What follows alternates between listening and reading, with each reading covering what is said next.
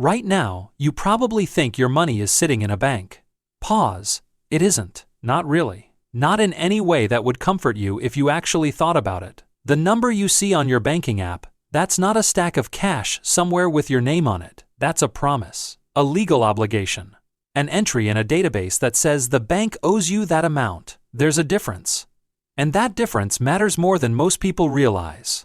Here's how it actually works.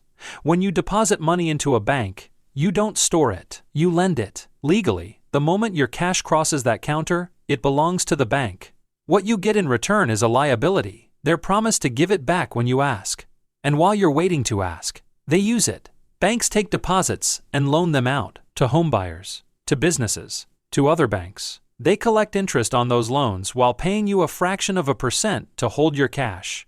That part most people vaguely understand, but here's where it gets strange. Banks don't wait to collect enough deposits before lending. They lend first, and deposits follow. It's called fractional reserve banking, and it means a bank only needs to hold a small percentage of what it owes customers at any given time.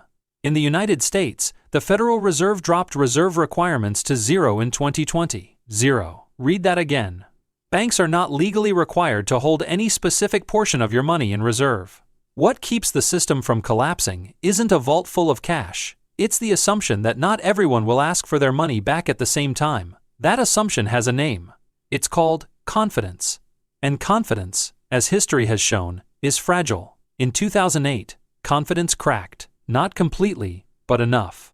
Banks had lent aggressively into a housing market that was quietly rotting from the inside. When it broke, institutions that appeared perfectly solid were suddenly insolvent. Not because money disappeared, because the promises underneath the money fell apart. The US government injected over $700 billion to stop the unraveling. Not to restore the money, to restore the confidence that made the money real. Think about that.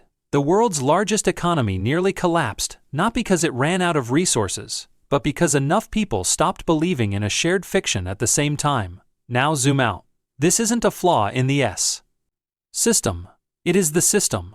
Modern banking is built on the understanding that trust can function as a financial asset. That belief, sustained collectively, creates something that behaves like value. It has worked, more or less, for centuries. Economies have grown, living standards have risen.